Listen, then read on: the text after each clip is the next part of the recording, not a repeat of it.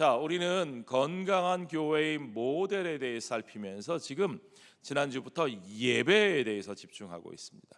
여러분, 교회라고 하면, 성도라고 하면 뭐니 해도 예배죠. 자, 교회가 모이는 이 집을 뭐라고 부릅니까? 이 집을 뭐라고 부릅니까? 예배당. 그렇죠.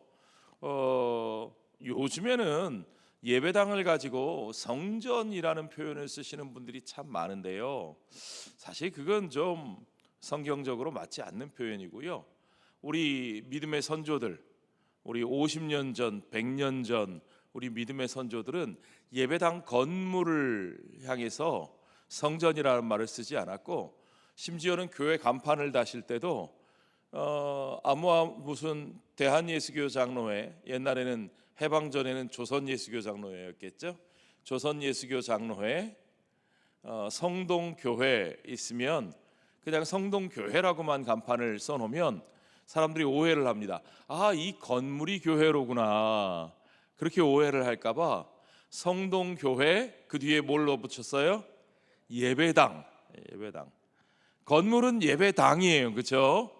교회는 하나님이 세우신 성도들의 조직이고, 성도들의 공동체가 교회고, 그 공동체가 하나님을 예배하는 데 사용하는 건물이다. 그래서 예배당이라고 간판을 붙였어요. 자, 그만큼 예배는 교회에 있어서 가장 중요한 본질 중에 하나입니다. 예배는 하나님에 대한 우리의 최우선적인 의무이기 때문입니다. 자, 모든 그리스도인은요, 그 개인의 삶에 있어서도 하나님을 예배하는 사람이어야 되고, 공적인 공동체 안에서도 하나님 앞에 예배하는 자여야 됩니다. 우리는 사적으로도 예배자이고 공적으로도 예배하는 사람입니다. 그리고 우리가 분명히 믿기는, 우리들의 예배는 주님 다시 오실 그날까지 이 땅에서 영원히 계속되어야 할 것이고, 아멘.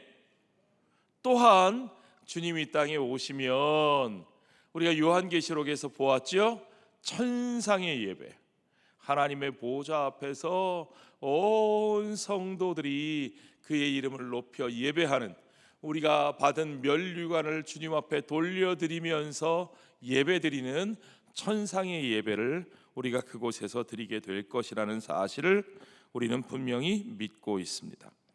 중요한 것은 우리의 삶 전체가 예배고, 예배는 우리의 존재 전체로, 우리의 삶 전체로, 우리의 온 인격과 온 생활로 하나님을 높여드리고 하나님을 섬겨드리는, 하나님을 예배하는 바로 그 자체인 것입니다. 자, 성경이 말하는 성도의 마땅히 드릴 예배란 무엇인가? 시편에 보면 한마디로 말하면 그것은 하나님의 성호를 자랑하는 겁니다. 하나님의 이름, 하나님의 성호를 자랑하고 높이고 그것을 기뻐하고 영광스럽게 하는 겁니다. 시편 105편 3절에 보니까 그의 거룩한 이름을 자랑하라. 여호와를 구하는 자들은 마음이 어떠해야 된다고요? 즐거울지로다. 인상 빡 쓰고, 우리는 그걸 엄숙하다고 생각하죠. 엄숙하게 예배드린다고 인상 빡 쓰고. 하나님 앞에 올바른 예배의 태도일까요? 아니죠, 아니죠. 예전에 저희 아버지께서 집안에 탁 앉아 계시면 이마에 내천자 딱 그리고 입 딱 다물고 앉아 계셨어요. 그러면 온 집안이 그냥 얼마나 무거워지는지요. 우리가 어떠한 마음, 어떠한 자세로 하나님을 예배드리는가 굉장히 중요한 겁니다. 성경은 우리가 즐거운 마음으로 하나님을 예배하는 것이 마땅하다고 선포하고 있습니다. 왜냐하면 예배하는 것은 하나님을 기뻐하고 즐거워하며 그의 이름을 자랑하는, 여러분, 하나님께 영광을 돌린다는 말은요, 그냥 하나님께 영광을 돌립니다 형식적인 말을 하는 게 아니라 그의 이름을 자랑하는 겁니다. 하나님께서 내게 행하신 일들을 기뻐하고 즐거워하면서 그것을 자랑스럽게 드러내는 것입니다. 하나님의 이름이라고 하는 것은요, 하나님께서 자신을 드러내신 기호죠. 우리는 하나님이라는 말을 쓰지만 영어권에선 God이라는 말을 쓰고요. 독일 사람들은 God, 일본 사람들은 가미사마, 한자 말로는 신, 어떻게 표현하든지 간에 각 시대와 지역의 언어에 따라 하나님이 자신을 드러내신 성품을 나타내는 하나의 약속이고 기호입니다. 그 단어 자체가 어떤 무슨 뭘 가진 건 아닙니다. 그러나 그것을 통해서 우리는 성경이 우리에게 계시하여 말씀하신 하나님의 그 성품을 드러내고 그 하나님의 이름을 통해서 유일하시고 다른 모든 이름과 구별되시고 그 모든 다른 이름들 위에 계시는 하나님의 거룩하심을 고백하고 표현하는 겁니다. 그렇죠? 그 하나님의 크신 이름의 거룩함을 우리가 표현하고 우리가 그것을 한 번 더 드러내고 선포할 때 우리는 그 이름이 영광과 기쁨을 받기에 합당하시다는 것을 늘 깨닫게 되고 마음으로 그것을 우리가 느낄 뿐만 아니라 그것을 우리의 말과 행동과 표정과 노래로 그것을 드러내는 것이 너무나 마땅한 일입니다. 그러니까 우리는 모든 피조물과 더불어 우리의 모든 존재를 통해서 우리 하나님께서 우리의 그러한 기쁨과 자랑과 찬양을 받으시기에 합당하신 분임을 선언하는데 동참할 것입니다. 하나님이 그것을 위해서 모든 피조물을 지으셨고 하나님께서 그것을 위해서 저와 여러분을 만드셨다는 사실을 믿으시기 바랍니다. 우리 하나님께서 저와 여러분의 창조주이신 것을 믿으십니까? 우리 하나님께서 우리의 구속주이신 것을 믿으십니까? 그렇기 때문에 하나님이 우리를 만드셨고 그 하나님이 우리를 버려두지 않으사 우리를 구원하시는 하나님이시기 때문에 우리는 시편 기자가 말하는 것처럼 그의 발등상 앞에서 마땅히 그의 이름을 높여 경배하는 것이 너무나 당연한 사람들입니다. 자, 그러한 찬양으로 하나님을 높여드리는 모든 행위를 우리는 예배라고 하는데 이 예배, 참된 예배가 되려면 예배가 참된 예배가 되려면 네 가지 중요한 특징을 가지고 있습니다. 잘 보셔야 돼요. 첫째는 성경적 예배. 어떤 예배예요? 두 번째는 공동체 예배. 혼자 드리는 예배가 아니라 회중, 공동체로서 함께 드리는 공적 예배가 중요하다는 겁니다. 세 번째는 영적인 예배. 네 번째는 도덕적인 예배, 윤리적인 예배. 자, 이 중에서 오늘은요, 첫 번째와 두 번째, 성경적 예배가 어떤 것이고 그리고 회중, 공동체로서 함께 드리는 예배가 왜 중요한지 그리고 어떻게 드려져야 되는지 두 가지 살펴보고 다음 주에 또 나머지 두 가지를 살펴보기로 하겠습니다. 먼저 첫 번째, 성경적 예배란 뭐냐?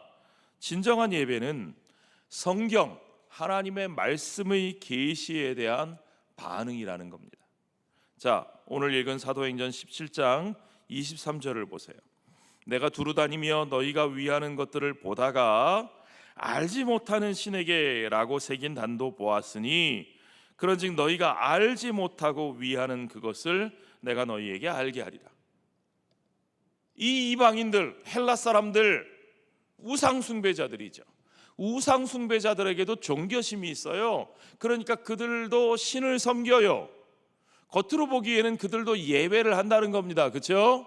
그러니까 어떤 사람들은 아니 기독교인들이나 다른 종교인들이나 다 예배하니까 신을 섬기니까 다 마찬가지 아니냐, 우리가 똑같은 거 아니냐라고 이야기를 합니다. 그러나 여러분, 바울이 분명히 말합니다. 너희는 알지 못하고 위하고 우리는 아는 것을 예배한다고. 이거 마치 어디서 들어본 것 같죠?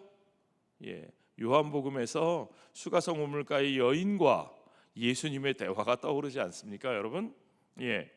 알지 못하고 위하는 그것을 내가 너희에게 알게 하리라. 신이 어떤 존재인지 알지도 못하고 자기가 예배하는 대상이 누구인지도 알지도 못하면서 무조건 그냥 덮어놓고 예배하는 그것에 대해서 바울은 너희가 알지 못하고 위하는 그 신이 누구인지를 알려주겠다고 말합니다. 더 정확하게 말하면요, 알지 못하는 신을 예배할 수 있습니까, 없습니까? 신이 어떤 분이신지도 모르면서 그 신을 예배한다? 아니, 그 신이 어떤 분인지도 모르는데 어떻게 그 신을 기쁘시게 할 수 있습니까?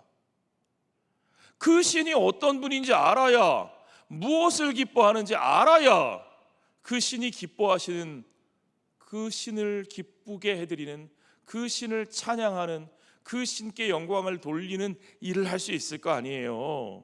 그렇죠? 여러분, 나를 전혀 모르는 어떤 사람이 내게 생일 선물을 한다고 생각해 보세요. 나를 전혀 모르는 사람이 자기 나름대로는 좋은 거라고 가져와서 선물을 갖다 주면서 이건 마음에 드셨으면 좋겠습니다. 그런데 그게 마음에 들까요? 내가 어떤 사람인지, 내가 뭐가 필요한지, 내가 뭘 좋아하는지 전혀 모르는 사람이 갖다 주면 생전 내가 얼굴에 뭐 하나 찍어 바르는 적이 없는 사람인데, 나는 얼굴에 뭐만 찍어 발라도 막 두드러기가 나는 것 같고 막 닭살이 돋아가지고 견딜 수가 없어서 그런 거 못 바르는 사람인데, 이거 나를 위한다고 최고급 불란서체 화장품을 세트로 그냥 바리바리 싸서 갖다 주면 그게 나한테 무슨 소용이 있어요? 그렇죠? 아무 소용없습니다. 없습니다. 그의 정성이 어떤 의미가 있어요? 아무 의미가 없어요. 왜 의미가 없습니까? 그 사람이 나를 모르기 때문에 그런 거예요. 어떤 분은 벌써, 그런데 왜 우리 남편은 평생도록 내가 원하는 선물을 주는 적이 없을까? 이런 생각하고 계시면 안 돼요.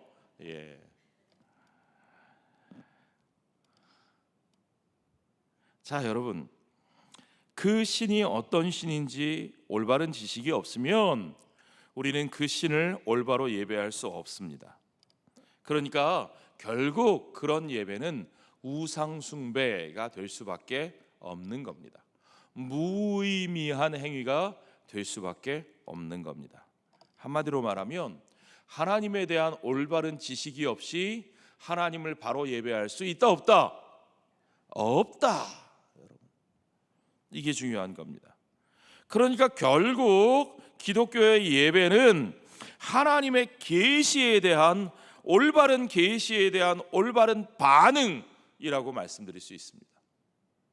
그래서 예배에는 계시의 말씀에 대한 선포와 그것에 대한 바른 이해가 빠지면 안 되는 겁니다. 예배, 그냥 예배만 드리면 되지.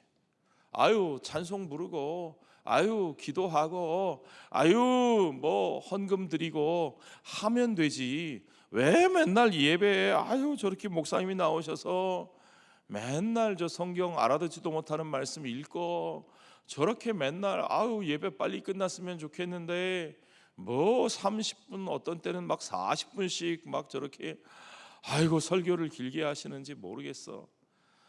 난 우리 교회 다 좋은데 그래서 아주 가기 싫어. 솔직히 그런 생각 해보신 분 여기서 손 들지 마시고 조용히 혼자 반성하세요. 여기서 손 드시면 제가 상처를 받잖아요, 그렇죠? 자, 그렇지 않습니다. 불필요한 것을 억지로 목사들 사례비 많이 주려고 억지로 끼워 맞춰 넣는 것이 아니라 예배에 말씀이 본질이라는 겁니다. 말씀이 없이, 하나님에 대한 올바른 이해가 없이 예배가 올바로 드려질 수 없다는 겁니다. 그리고 그 하나님이 어떤 분이신지 바로 알 때 우리는 올바른 예배를 드리는 겁니다. 그렇기 때문에 우리는 매일매일 말씀 묵상을 하면서도 공적 예배를 통해서 그 말씀을 선포하고 그 말씀이 올바로 목회자를 통해서 해석되어지고 그 말씀을 내 삶에 바로 적용하면서 받아들이면서 그 말씀이 주시는 은혜에 대한 반응으로 하나님 앞에 감사와 찬양과 헌신과 삶의 열매를 드리는 거죠. 그게 올바른 예배입니다. 자, 이런 내용들을 우리가 성경에서 어떻게 볼 수 있느냐? 자, 여러분, 백부장 고넬료가 베드로를 자기의 집으로 청했잖아요. 그리고 그로부터 말씀을 들었을 때, 듣고자 했을 때 이제 어떤 일이 있었는지 보십시오. 고넬료가 베드로에게 이런 말을 했어요. 사도행전 10장 33절에 보니까 내가 곧 당신에게 사람을 보내었는데 오셨으니 잘하였나이다. 이제 우리는 주께서 당신에게 명하신 모든 것을 어떻게 하여 듣고자 하여 다 하나님 앞에 있나이다. 이게 예배드리는 사람의 기본 자세입니다. 우리는 당신을 통해서 우리에게 주시는 하나님의 말씀을 듣고자 하나이다. 여러분, 우리가 예배의 자리에 나온다는 것은 이런 마음으로 나오는 겁니다. 우리가 하나님의 말씀을 듣고자 합니다. 이제 내게 말씀하옵소서. 우리가 이 앞에 나와 있는 것은 다른 것을 위해 나와 있는 것이 아니라 하나님의 말씀, 나를 향한, 나의 삶을 향한, 우리 공동체를 향한 하나님의 말씀을 듣고자 합니다. 우리가 다 그 말씀을 듣기 위하여 하나님 앞에 나와 있습니다 라고 고백하는 거죠. 자, 그러한 자세가 예배자의 자세입니다. 예배자의 자세는 수용하는 마음입니다. 말씀을 듣겠다고 하는 마음입니다. 이게 꼭 필요해요. 내가 원하는 것을 얻어내겠다가 아니라 하나님이 말씀하시는 것을 내가 듣겠습니다 하는 겁니다. 이게 중요해요. 청중과 설교자가 자기 할 바에 임하는 태도, 그것이 바로 그겁니다. 설교자는 하나님의 말씀을 어떻게든지 성도들의 삶의 자리에 그 말씀에 하나님의 의도에 합당하게 본래 의도대로 올바로 이해되고 적용될 수 있도록 가르치는 데 집중해야 합니다. 그래서 성경에 대한 올바른 이해와 해석학적 지식이 설교자에게는 반드시 필요합니다. 그 기본 지식을 갖추기 위해서, 그 기본 자질을 갖추기 위해서 신학교가 있는 거예요. 그렇죠? 그래서 말씀 사역자는 반드시 전문적으로 훈련되고 말씀으로 끊임없이 지도받고 세워져야 돼요. 그 말씀 사역자가 준비되어 있지 않으면 안 됩니다. 올바른 예배가 될 수 없습니다. 말씀을 받는 자의 태도도 그렇습니다. 우리 목사님은 왜 내가 듣고 싶은 얘기를 안 해줄까? 그게 아니고요, 하나님께서 내게 주시는 말씀이 무엇일까? 판단하는 태도가 아니라 수용하는 사람의 태도입니다. MBTI 아시죠? MBTI 성격 검사에 보면 P가 있고 J가 있습니다. 그렇죠? 예. 수용적인 사람이 있고 판단적인 사람이 있습니다. 누구나 어떤 면에선 J가 있고 어떤 면에선 P인 성격이 있는데, 하나님의 말씀 앞에서는요, 물론 우리가 저게 올바로 지금 하나님의 말씀을 전하는가 분별하는 마음도 필요하지만, 그러나 무엇보다도 그 말씀이 정직하게 하나님의 말씀으로 전해졌을 때 수용하고 받아들이는 태도. 말씀이 내 삶과 어긋나면 말씀을 내 삶에 맞춰서 바꾸려고 하는 것이 아니라, 어떤 사람들 그런 사람들이 있어요. 아이고, 영 내 마음에 안 맞아가지고 저 설교 못 듣겠어. 말씀을 내 마음대로 바꾸려고 그래요. 말씀이 내 마음에 들지 않으면 안 들으려고 해요. 그러나 아니요, 말씀을 듣는 자의 태도는 말씀과 내 삶이 어긋날 때는 내 삶을 돌아보는 겁니다. 내 삶에 문제가 있는 겁니다. 그렇죠? 하나님이 왜 저 말씀과 나를 부딪히게 하시는가? 그 부딪히게 하시는 하나님의 뜻을 깨닫고 내 삶을 그 말씀대로 바꾸기 위해 성령님의 도우심을 구하고 애쓰고 몸부림치며 순종해야 할 줄로 믿습니다. 그게 예배하는 자의 자세예요. 여러분, 성경에 보면 말씀이 읽혀지고 선포되어질 때 사람들의 반응을 기억하십니까? 요시야 왕 때 말씀의 두루마리를 읽으니까 사람들이 옷을 찢고, 왕부터 옷을 찢고 애통하며 어찌할꼬 어찌할꼬. 느헤미야 때 그 돌아온 공동체들 앞에서 느헤미야가 말씀을 읽고 선포할 때 에스라, 학사 에스라가 말씀의 두루마리를 그들 앞에 읽고 선포할 때 애통하며 어찌할꼬 하면서 자기들의 죄악으로부터 돌아서는 역사가 일어나지 않았습니다.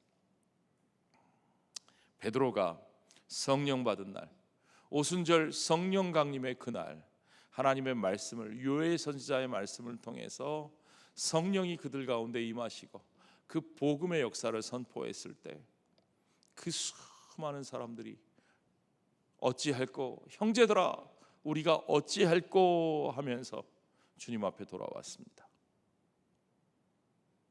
내가 어찌할꼬 하는 애통하는 마음으로 돌아서서 주의 말씀이 인도하시는 그 길 따라 새로운 길로 나아가는 것이 말씀에 합당한 예배자의 모습이고, 그 예배자의 모습은 회개의 열매로 나타나고 그 회개의 열매가 곧 진정한 부흥이라는 것을 여러분 믿으셔야 합니다. 자, 우리의 예배는 하나님의 말씀에 대한 반응입니다. 그렇기 때문에 여러분, 예배의 분위기라고 하는 건요, 그 해석된, 선포된 말씀의 그 진리의 그 톤에 따라서, 그 성격에 따라서 우리의 반응이 달라지게 되어 있는 거예요.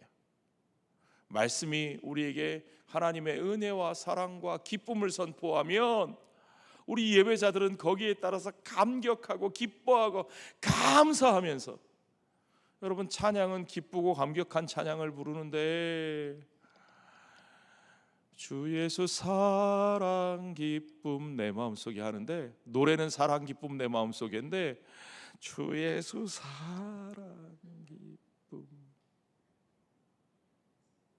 아유 짜증나. 도대체 뭐 하고 있는지. 그러면 안 되잖아요. 마치 제3자가 되어서 구경하는 사람처럼 손뼉을 쳐도 손뼉을 안 치고, 소리 높여 찬양을 해도 안 따라 부르고, 찬양이 뭐 어떻네, 무슨 소리가 어떻네, 음악 평판하시는 것처럼, 마치 무슨 슈퍼스타 K 오디션 프로그램 심사위원처럼 마치 나가시면서 제 점수는요 하고 나가실 것 같은, 네. 그러면 안 되는 거죠. 말씀이 우리에게 애통함과, 말씀이 우리에게 말씀 안에 애통하고 슬퍼하는 것을 선포하면 함께 가슴을 치며 슬퍼할 줄 아는 그런데 오늘 우리들의 예배의 모습은, 이 예배당 구조가 이게 제가 볼 땐 좀 마음에 안 들어요. 여기는 회중석, 여기는 강단, 이 강단 요 계단 여기 중간부터 요 위로 여기 서는 사람들은 무언가를 하는 사람, 여기 앉아 계신 분들은 무슨 뭐 관객, 예배자가 아니라 관객 또는 무슨 심사위원. 그래서 앞에서 무언가를 보여주고 밑에 앉아서 감상하는 것 같은 이런 구조.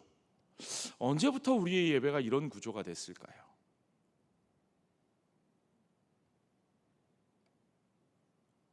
어떤 교회 가면요, 예배당이 이렇게 둥글게 되어 있습니다.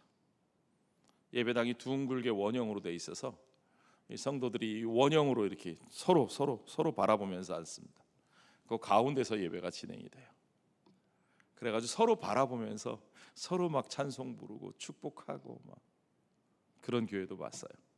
어떤 교회는 이렇게 갈라져 있어요. 중간이 갈라져서 이쪽에 좌석 한쪽, 이쪽에 좌석 한쪽 앉아 있고 가운데 강단이 있어요. 서로 마주 보면서 불편한 것도 있겠죠. 그렇지만 우리가 예배를 언제부턴가 이렇게 강단과 회중석으로 나눠서 밑에 앉아 있는 분들은 마치 제3자 구경하는 사람인 것처럼 그렇게 하는 분위기는 우리가 좀 지양해야 된다고 생각합니다. 마태복음 11장에 보면 예수님이 그 시대의 사람들의 모습을 안타까워하시면서 하신 말씀이 있어요. 이 세대를 무엇으로 비유할까? 비유하건대 아이들이 장터에 앉아 제동물을 불러 이르되 우리가 너희를 향하여 피리를 불어도 너희가 춤추지 않고 우리가 슬피 울어도 너희가 가슴을 치지 아니하였다 함과 같도다. 오늘 우리들은 어떻습니까? 요한이 와서 먹지도 않고 마시지도 아니하며 그들이 말하기를 귀신이 들렸다 하더니 인자는 와서 먹고 마시며 말하기를 보라 먹기를 탐하고 포도주를 즐기는 사람이요 세리와 죄인의 친구로다 하니 지혜는 그 행한 일로 인하여 옳다함을 얻느니라. 우리 찬양팀 막 찬양하다 보면 정말 우리 찬양팀이 얼마나 열심히 준비하는지 몰라요. 정말 그들의 연주 하나하나 리듬과 곡 선곡과 막 열심히 준비해서 몰두해서 찬양팀이 막 찬양 인도하는데 우리 어떤 연주자분은 막 연주하시면서 기타 치다가 막 너무너무 흥겹고 기뻐서 하시는데 어떤 분은 쳐다보시면서 지금 뭐 하는 기고 막 경망스럽고 막 그렇게 보시는 분도 계신 것 같아요. 아니요, 하나님 앞에 정말 어린아이처럼 뛰어놀며 찬양했던 다윗의 모습을 여러분 떠올려 보십시오. 우리들의 예배는 그래야 되는 겁니다. 말씀에 민감하게 반응하고 공감할 수 있는 저와 여러분의 예배가 되어야 할 줄로 믿습니다. 말씀이 기뻐하고 즐거워하는 것에 그 복음의 기쁨과 감사한 것에 정말 어린아이처럼 기뻐하고 즐거워하고 말씀이 슬퍼하고 애통하게 하는 일에는 가슴을 치면서 함께 울며 함께 부르짖어 기도할 수 있는 저와 여러분의 예배가 되어야 할 줄로 믿습니다. 자, 두 번째, 성경적인 예배, 진짜 예배는 우리가 회중으로 공동체로서 함께 예배드리는 사람들이라는 겁니다. 로마서 15장 5절부터 보면 이제 인내와 위로의 하나님이 너희로 그리스도 예수를 본받아 서로 뜻이 같게 하여 주사 한 마음과 한 입으로 하나님 곧 우리 주 예수 그리스도의 아버지께 영광을 돌리게 하려 하노라. 한 마음과 한 입으로 하나님께 영광을 돌리게 하는 것이 우리 주님의 뜻인 줄 믿습니다. 자, 여러분, 그래서 진정한 예배는요, 공동체가 함께하는 예배입니다. 물론 우리가 혼자 고독 가운데서 기도하고 하나님을 예배하는 삶이 필요합니다. QT 무슨 뜻이에요? Quiet time, 조용한 묵상의 시간이잖아요. 1:1 말씀 묵상과 기도, 경건의 시간이 필요하죠. 그것이 또 예배의 한 본질이기도 합니다. 그러나 그 사적인 예배, 개인적인 경건의 시간 외에도 성경에는 수많은 공동체의 예배가 얼마나 소중하고 얼마나 하나님의 백성들에게 필수적인 것인지 나옵니다. 특별히 시편에 보면 그런 모습이 너무너무 많이 나와요. 시편 113편 1절에 보면 여호와의 종들아 찬양하라. 여호와의 종아가 아니라 종들아예요. 그렇죠? 복수로 종들이 하나님 앞에 찬양 드리는 겁니다. 149편 1절에 보면 새 노래로 여호와께 노래하며 성도의 모임 가운데에서 찬양할지어다. 예, 성도들이 모였을 때 찬양 부르는 게 마땅하고 성도의 모임 중에는 찬양의 소리가 있어야 마땅하다는 겁니다. 여러분, 이게 제가 벌써 라떼를 시전할 나이인가 모르겠는데 어르신들 앞에서 이런 얘기해 죄송합니다. 제가 어릴 때요. 어릴 때. 제가 어릴 때. 그러니까 어릴 때가 언제가 어릴 때일까요? 90년대, 80년대. 예. 하여튼 제가 학생 시절에만 해도 찬양의 붐이 불어가지고요. 예. 그때는요, 교회에 젊은 학생들이, 성도들이 모이기만 하면 앉아서 기타 치고요. 그때는 기타 치는 교회 오빠가 인기 짱이었어요. 야, 그래서 저도 기타 열심히 배웠잖아요. 교회 오빠 하려고. 기타 치고 피아노 치고 모여서 중창하고 찬양 부르고 막 교회 성가대가 몇 개씩 되고, 막 우리 교회 정도 규모 되는 교회면요, 성가대가 우리 교회 지금 하나밖에 없잖아요. 이게 말도 안 돼요. 예배마다 성가대 다 있고, 그렇죠? 부서마다 성가대 다 있고, 성가대만 있는 게 아니에요. 중창팀 다 있고, 막 무슨 뭐 독창, 듀엣 뭐 해가지고 문학의 밤 해가지고 뭐 맨날 막 공연하고, 막 얼마나 교회 사람만 모이면 찬양 소리가 시끄러워가지고 어디 가서 공부라도 하려면 시끄러워서 못할 정도였어요. 예. 그렇게 뜨거웠어요. 그렇게 찬양이 활기찼어요. 성도의 모임 가운데 노래가 있고 찬양이 있는 것은 너무나 당연한 줄로 믿습니다. 예, 그래야 돼요. 우리가 팬데믹 때 마스크 쓰고 딱 이러고 있으니까 언제부턴가 우리가 그냥 입 다물고 있는 게 미덕처럼 돼가지고. 그런데 너희가 찬양하지 않으면 돌들이 소리 지를 거라고 주님 말씀하셨잖아요. 아멘. 예, 다시 우리 남녀노소의 입술에서 찬양의 소리가 터져 나올 줄로 믿습니다. 네, 그렇게 돼야 돼요. 히브리서 10장 25절에 보니까 모이기를 패하는 어떤 자들의 습관과 같이 하지 말고 오직 권하여 그날이 가까움을 볼수록 더욱 그리하자, 더 열심히 모이자는 거죠. 하나님을 기쁘시게 하는 예배는 그분의 백성들이 모여서 함께 드리는 예배입니다. 그러니까 함께 드린다는 예배에는 함께 참여한다는 뜻이 담겨 있어요. 종교개혁자들은 그 원리가 너무 중요하다고 생각했어요. 예배는 모든 예배자들이 함께 참여하는 거예요. 중세시대에는 성직자들이 예배를 다 인도했어요. 성직자들이 예배를 이끌어가는 자들이라고 생각했어요. 그들만 막 예쁜 이런 관 쓰고 막 화려한 가운 입고 뭐 구부러진 지팡이까지 들고 막 그냥, 심지어는 알아듣지 못할 라틴 말로 뭐 스피리투스 상티 베네딕투스 아멘. 알아요, 몰라요? 아무도 몰라요. 예. 그 당시 사람들이 라틴어를 일상적으로 쓴 게 아니었어요. 라틴어는 지식인들만 알았어요. 성직자들만 알았어요. 일반 사람들이 쓰는 그들의 언어, 독일어, 불어, 영어, 그거 예배에서 못 썼다니까요. 안 썼다니까요. 악기는요, 피아노요? 아이고, 피아노 땡땡거리는 악기를 어떻게 예배에서 써요? 원래 중세에서는 사람 목소리만 쓸 수 있었어요. 단성조, 그레고리안 찬트,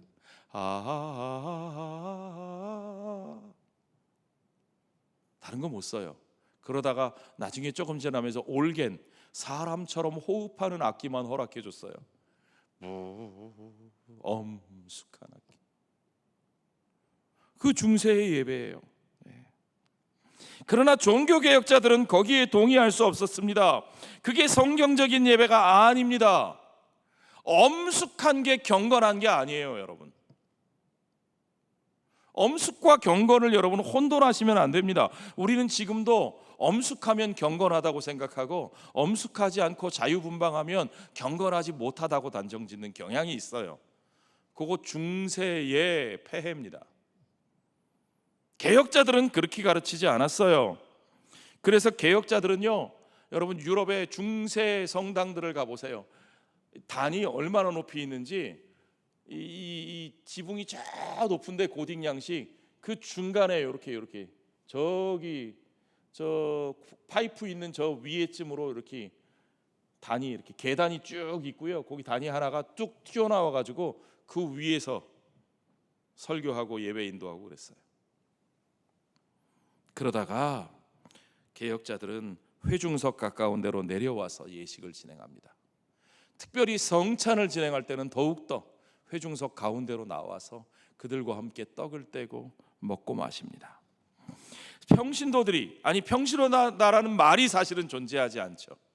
성도들이 단순한 구경꾼이 아니라 예배의 참여자가 될 수 있도록 하는 것이 종교개혁 정신의 핵심입니다. 그래서 종교개혁자들은 성경을 각자 그들의 일상 언어로 번역하기 시작했어요. 그래서 마틴 루터가 독일어로 성경을 번역하고요. 그래서 영어 성경이 번역된 거고요. 그래서 오늘날 우리가 우리말로 된 성경도 이렇게 쉽게 읽을 수 있게 된 겁니다. 그러니까요, 개혁주의 정신, 개신교 정신은 항상 그 시대에 가장 쉬운 언어로 성경을 읽고 예배드릴 수 있게 하는 게 개신교 정신입니다. 그러니까 언어가 시대에 따라 바뀌면 그 성경의 번역도 바뀌어야 돼요, 안 바뀌어야 돼요? 아이고 무슨 소리, 성경은 권위가 있어야지. 하나님이 가라사대 그러면 권위가 있고, 하나님이 말씀하시기를 그러면 권위가 없는 거예요? 여러분, 개역 한글판만 권위 있는 성경입니까? 아니요.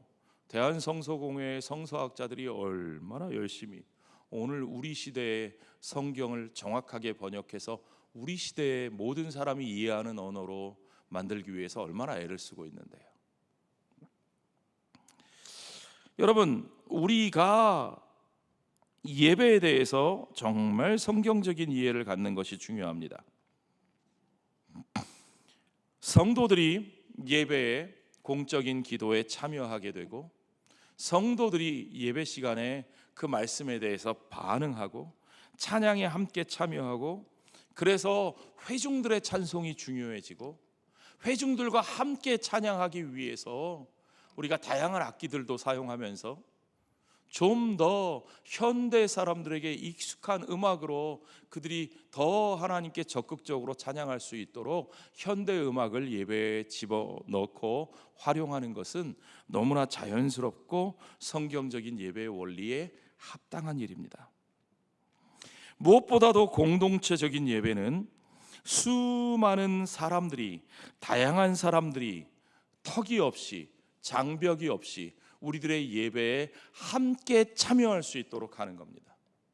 그래서 교회 공동체는 반드시 barrier free, 장벽이 없는 공동체여야 합니다. 그래서 장애인도 우리 교회에 와서 누구든지 함께 예배드릴 수 있도록 준비하는 것이 당연히 우리가 해야 될 일입니다. 앞으로 우리 사회가 다문화, 다인종, 다언어 사회가 되어 가는데, 지금도 여러분 우리 주변에 대학교에 가보십시오. 외국 유학생이 얼마나 많은지. 공장에 가보십시오.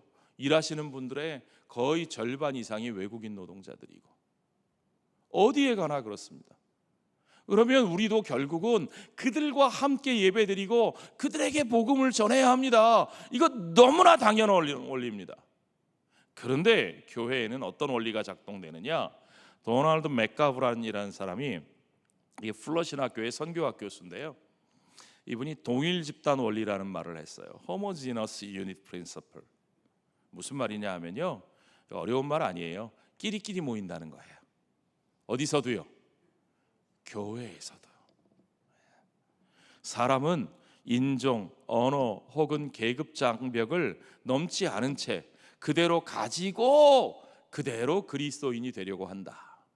쉽게 말하면 교회를 이루면서도 교회 안에서도 인종, 언어 또는 계급 장벽을 가지고 끼리끼리 자기들만의 교회를 세우려고 하는 그런 습성이 있다는 거예요, 사람들에게. 제가 가끔 말씀드리죠. 제가 이민교회 가서 목회를 했는데요, 미국까지 태평양 건너가서도요, 경상도 사람들은 경상도 사람끼리 모이는, 전라도 사람 전라도 사람끼리 모이는. 아니 그 태평양 바다 건너가서 대한민국 사람 만나기만 해도 반가울 것 같은데, 거기서도 경상도 사람, 전라도 사람, 충청도 사람 따지고 있더라니까요. 안 섞여요, 서로 막. 우리 교회 안에도 수많은 벽들이 있습니다. 우리가 그런 장벽을 세워놓고, 근데 이게 왜 있냐면요, 그렇게 하면 이게 처음에 쉽게 모이기가 편하거든요. 어떤 공동체가 세워지기가 쉽거든요. 야, 우리가 남이가 너 거기서 살았어? 그래, 나도 거기서 살았어. 막 해가면서 막 서로 공유하고 있는 것들이 있고 쉽게 모일 수 있고, 그러다 보면 거기에 의지해서 어떤 집단이 형성되고, 그런데 교회도 그런 식으로 집단을 형성한다는 거죠. 그러나 여러분, 교회는 그리스도의 몸입니다. 그리스도는 어떤 분이십니까?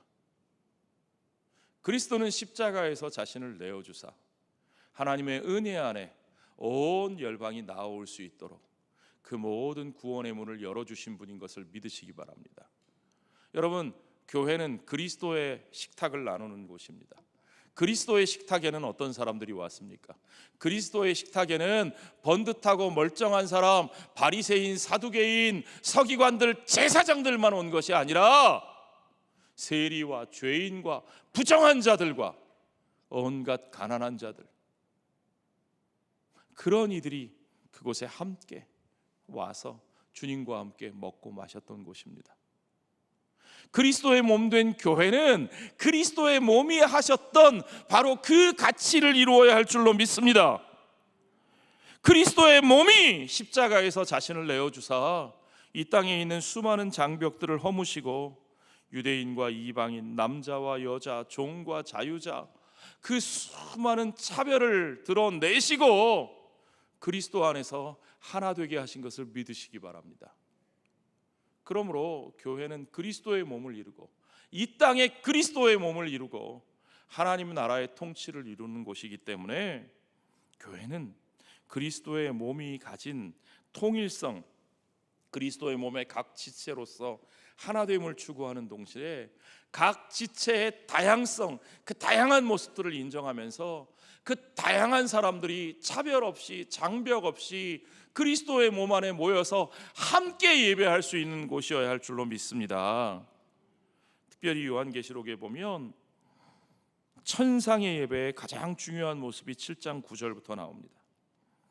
이 일 후에 내가 보니 각 나라와 족속과 백성과 방언에서 아무도 능히 셀 수 없는 큰 무리가 나와 흰 옷을 입고 손에 종려가지를 들고 보좌 앞과 어린 양 앞에 서서 큰 소리로 외쳐 이르되 구원하심이 보좌에 앉으신 우리 하나님과 어린 양에게 있도다. 각 나라와 족속과 백성과 방언에서 셀 수 없는 흰 무리가, 정말 온 세상 열방 가운데서 모든 무리 가운데서 그 다양한 사람들이 다양한 언어와 인종과 나라와 혈통과 수많은 계층의 사람들이 다 복음 앞에 나와서 그들이 우리 주 하나님 어린 양이 이루신 그 구원을 찬양하며 그분 앞에 한 백성 되어 함께 예배하는 놀라운 역사가 그날에 있을 줄로 믿습니다. 이 땅의 교회는 그날을 바라보면서 그 나라의 가치를 지금 여기서 실현해 가는 공동체예요. 그러니까 우리가 모든 사람을 다 품지는 못하더라도 지금 우리 앞에 있는 장벽들, 우리가 넘어서기 어려워하는 장벽들, 수많은 차이와 우리의 생각의 차이와 우리의 삶의 모습의 차이와 그 모든 것들, 그 차이를 자꾸 드러내고 부각시켜서 내 것만 주장해서 나와 다른 사람은 판단하고 정죄하고 밀쳐내고 배제해서 가르는 것이 아니라 품어주고 환대하며 함께하면서 그리스도의 몸이 이루신 그 일을 우리들의 공동체가 이루어갈 수 있도록 그렇게 예배하는 공동체가 되어야 할 줄로 믿습니다. 그것이 교회의 예배가 가져야 할 공적인 성격입니다. 우리 교회는 그렇게 턱이 없는 교회, 장벽이 없는 교회, 하나 되는 교회가 되기 위해서 뭘 해야 될까요? 우리가 어떻게 모든 사람들을 환대할 수 있을까요? 우리가 어떻게 그들과 함께 먹고 마실 수 있을까요? 여러분, 그거 고민하셔야 됩니다. 우리가 그걸 위해 기도하셔야 됩니다.